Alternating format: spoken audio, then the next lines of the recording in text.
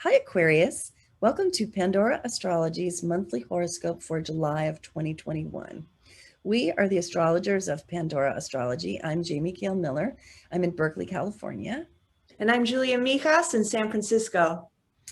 And if Juno Retrograde is wreaking havoc in your social life, which it might be doing, and if Mars has brought up anger in all your relationships, there's a reading to help with that.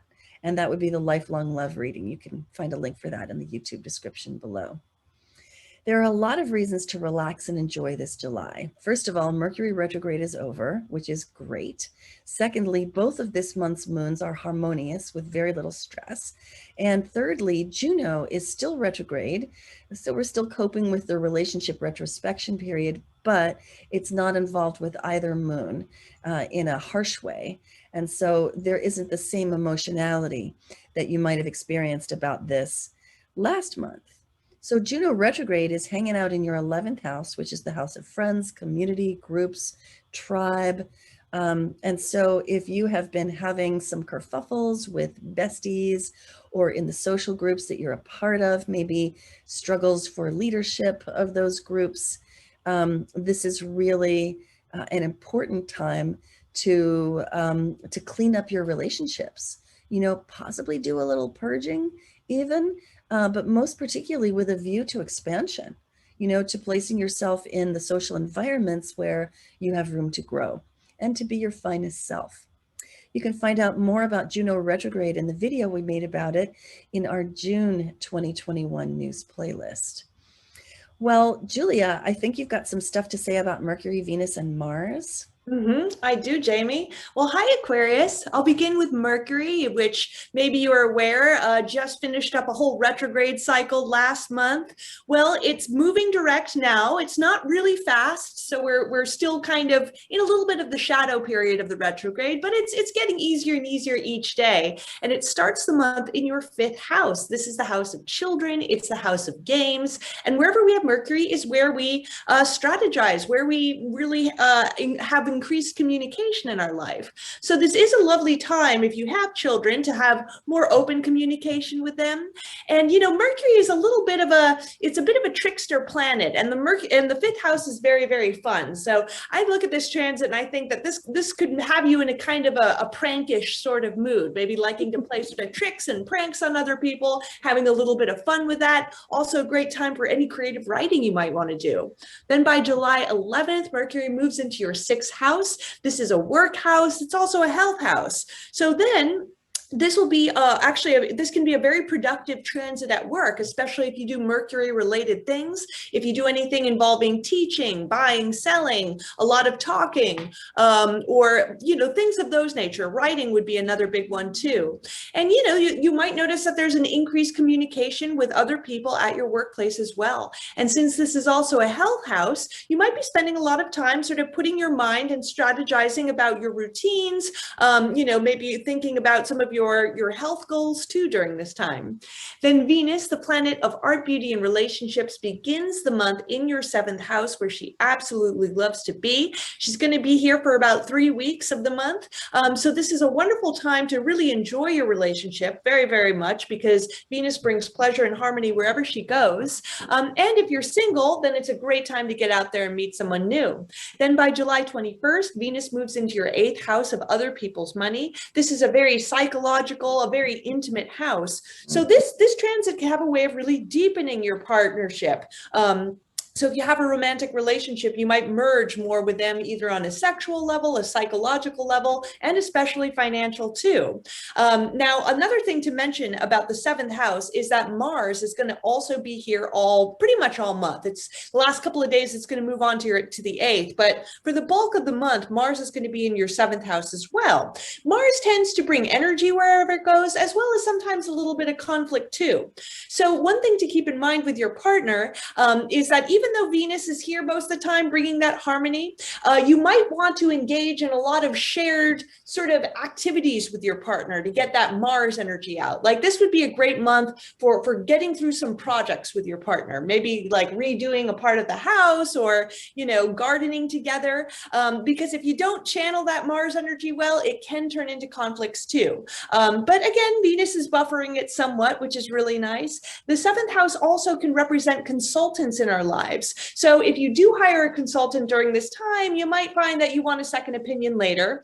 And then on July 29th, you know, Mars is going to move into your eighth house, but we're really, really going to discuss that transit a lot in our next video. So stay tuned to that. So I've got a couple of moons and other things to tell you about. First of all, the new moon of July 9th is happening in the sign of Cancer, which is your sixth house. And new moons are times of new beginnings. This one has a lot of sweetness because it's the moon in the sign that it rules. And I like to think of this as being like the flowing of the milk of human kindness. There's a very deep feeling of nurture and care and mother love that comes during this moon.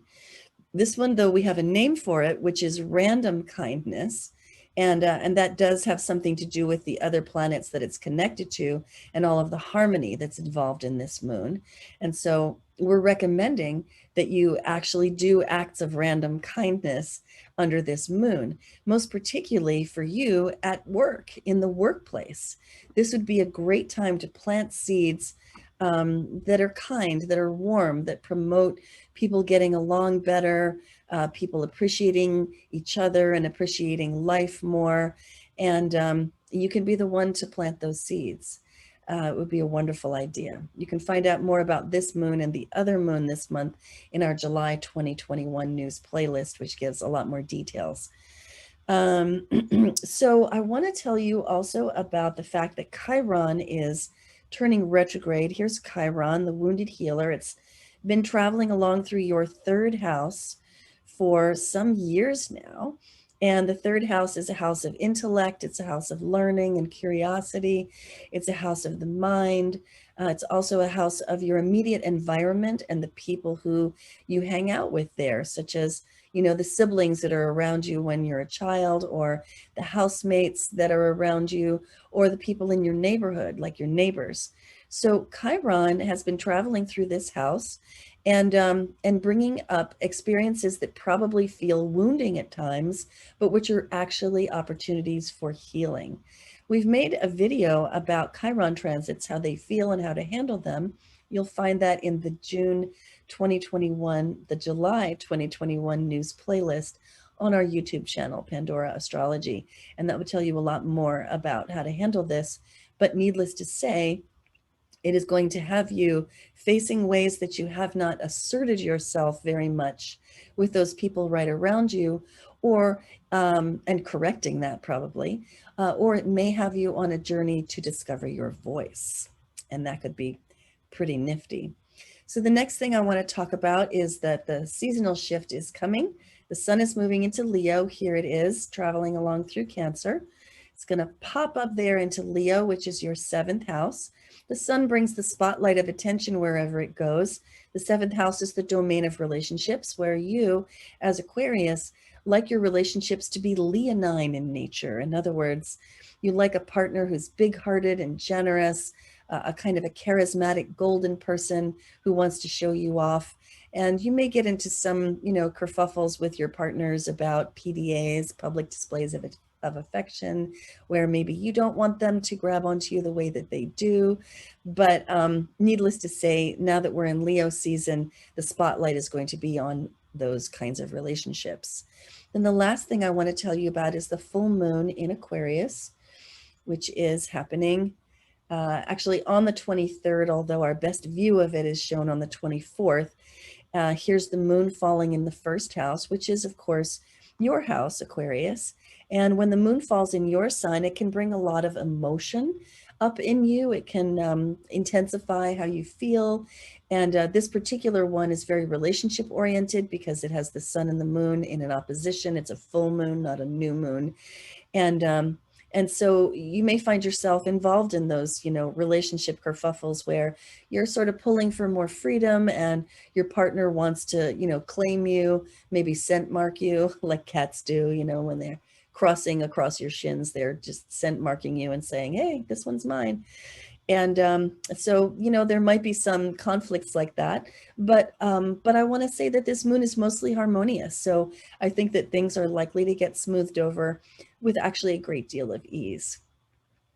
And that's what we have for you today, Aquarius. I hope you enjoyed it. And if you did, please be sure to share this video widely, point to other people that you know to our horoscopes, and subscribe to our channel too. And you can always find us on the net at pandoraastrology.com, where you can find your horoscopes and the monthly forecast, get a reading or take a class. And until next time, we'll see you around the cosmos. Bye. Bye-bye.